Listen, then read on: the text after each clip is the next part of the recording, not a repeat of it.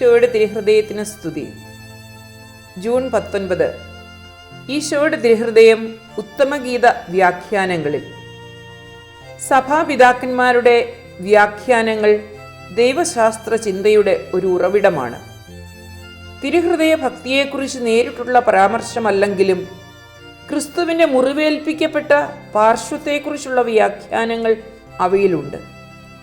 സഭാപിതാക്കന്മാരുടെ കാലഘട്ടത്തിലെ ഉത്തമഗീത വ്യാഖ്യാനങ്ങൾ തിരുഹൃദയ ഭക്തിയെ ഏറെ വളർത്തിയിട്ടുമുണ്ട്. ആത്മാവും ക്രിസ്തുവും തമ്മിലുള്ള ബന്ധമാണ് ഉത്തമഗീതം പ്രതിഫലിപ്പിക്കുന്നതെന്ന് അവർ പറയുന്നു. ഉത്തമഗീതത്തിലെ പ്രതിബിംബം ക്രൈസ്തവ സ്നേഹത്തെ ഉദ്ദീപിപ്പിക്കുകയും അത് ഭക്തിയിലേക്ക് നയിക്കുകയും ചെയ്യുന്നു. ഉദാഹരണത്തിന്, ഉത്തമഗീതത്തിലെ ചില വാക്യങ്ങൾ ശ്രദ്ധിക്കുക. രാജാവ് എന്നെ മണവറയിലേക്ക് കൊണ്ടുവന്നു, സ്നേഹം കൊണ്ട് ഞാൻ വിവശയായി. ഇത് ക്രിസ്തുവിൻ്റെ ഹൃദയമാകുന്ന മണവറയിലേക്ക് ആത്മാവ് പ്രവേശിക്കുന്നതിൻ്റെ വർണ്ണനയായി കാണാൻ കഴിയും.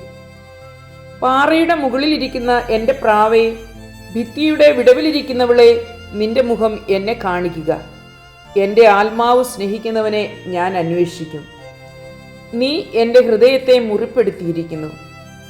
ഈ വാക്യങ്ങളിൽ സ്നേഹത്തിലൂടെ ഈശോയുടെ ഹൃദയത്തിലേക്ക് പ്രവേശിക്കുന്ന ആത്മാവിൻ്റെ പ്രതിബിംബം ഉണ്ട്.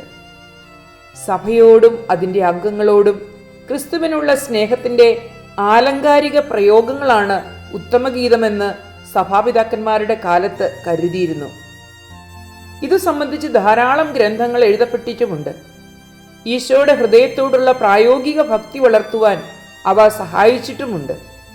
വിശുദ്ധ ഹിപ്പോളിറ്റിസിന്റെ കാലത്ത് ഉത്തമഗീതത്തെ മനുഷ്യാവതാരം ചെയ്ത ദിവ്യവചനത്തിന് തൻ്റെ സഭയോടുള്ള സ്നേഹം പ്രകടിപ്പിക്കുന്ന ആലങ്കാരിക കൃതിയായി കരുതിയിരുന്നു.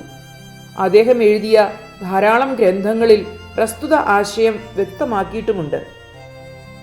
ദൈവവും മനുഷ്യനും തമ്മിലുള്ള ബന്ധം സൂചിപ്പിക്കുന്ന രൂപക അലങ്കാരമാണ് ഉത്തമഗീതമെന്ന് ഒരിജൻ അഭിപ്രായപ്പെട്ടു. അത് പൊതുവ്യാഖ്യാനമായി തീരുകയും ചെയ്തു. ഇന്ന് കാണുന്നത് പോലെയുള്ള സ്നേഹത്തിൻ്റെ പ്രതീകമായി മാംസളമായ ഹൃദയത്തെ ഒരിക്കലും ഒരിജൻ ചിത്രീകരിച്ചിട്ടില്ല. ഈശോ തൻ്റെ സുഹൃത്തുക്കൾക്ക് വെളിപ്പെടുത്താൻ ആഗ്രഹിക്കുന്ന ദൈവിക രഹസ്യങ്ങളുടെയും ദൈവികമായ അറിവിൻ്റെയും ജ്ഞാനത്തിൻ്റെയും സ്ഥാനമായി ഈശോയുടെ ഹൃദയത്തെ അദ്ദേഹം കാണുന്നു. തിരുഹൃദയ ഭക്തിയുടെ ചൈതന്യം ഒരിജന്റെ പ്രസ്താവനകളിൽ കാണുന്നു എന്നത് സത്യമാണ്. ഉത്തമഗീതം 2-ാം അധ്യായം 4-ാം വാക്യത്തിന് മഹാനായ ഗ്രിഗറി വ്യാഖ്യാനം നൽകുന്നുണ്ട്. എൻ്റെ പ്രേമഭാജനമേ, എൻ്റെ സഹോദരി, എഴുന്നേൽക്കൂ, വരൂ, എൻ്റെ മാടപ്രാവേ, പാറയിടുക്കുകളിലും ഭിത്തിയുടെ പൊത്തുകളിലും വസിക്കുന്നവളെ, ഇറങ്ങി വരൂ. ഇവിടെ പാറയിടുക്കുകൾ എന്നതിന് കുരിശിൽ തൂങ്ങിക്കിടക്കുന്ന യേശുവിൻ്റെ കൈകളിലെയും കാലുകളിലെയും മുറിവുകൾ എന്നാണ് ഞാൻ അർത്ഥം കൽപ്പിക്കുന്നത് എന്ന് അദ്ദേഹം പറഞ്ഞു.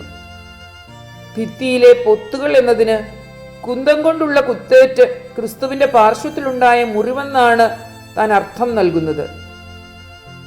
പാറയിൽ കഴിയുന്ന മാടപ്രാവിനെ പോലെ ലാളിത്യമുള്ള ആത്മാവ് ഈ മുറിവുകളിൽ തന്നെ ശക്തിപ്പെടുത്താനുള്ള ഭക്ഷണം കണ്ടെത്തുന്നു.